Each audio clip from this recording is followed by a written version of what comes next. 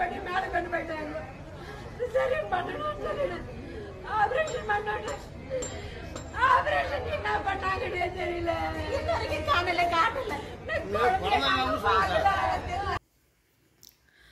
கேட்டதுமே ரொம்ப ரெக்ரெக்ட் பண்ணக்கூடிய ஒரு நியூஸ். திருவண்ணாமலையில் ஒரு ப்ரெக்னென்ட் விமன் வந்து ஜிஹெச்சில் டெலிவரி பார்க்குறதுக்கு நைட்டு போய் அட்மிட் ஆகிருக்காங்க பெயின் வந்து.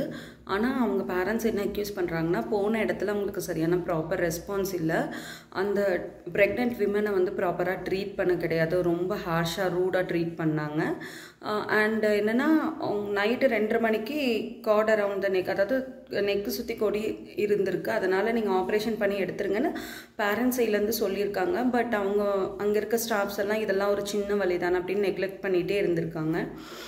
ஃபைனலாக அர்லி மார்னிங் சி செக்ஷன் போகணுன்னு சொல்லியிருக்காங்க. பட் என்ன ரீசன்னால தெரில, அந்த குழந்தை இறந்துருச்சு அப்படின்னு சொல்லியிருக்காங்க.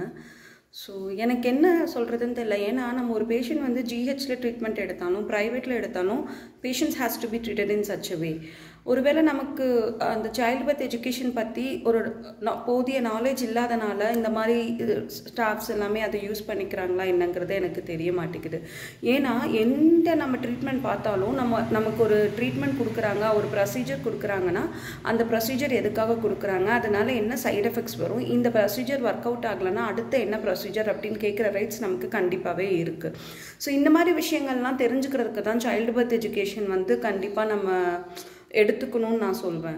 ஸோ உங்களோட ஃப்ரெண்ட்ஸ் அண்ட் ஃபேமிலிஸில் யாராவது கன்சீவாக இருந்தாங்கன்னா தயவு செஞ்சு அவங்களோட சைல்டு பர்த் எஜுகேஷன் கோர்ஸ் வந்து எடுத்துக்க சொல்லுங்கள். பிகாஸ் ஏன்னா அதில் நிறைய இன்ஃபர்மேஷன்ஸ் தெரியும் நமக்கு, எப்படி சொல்கிறது, ரொம்பவே யூஸ்ஃபுல்லாக இருக்கும்.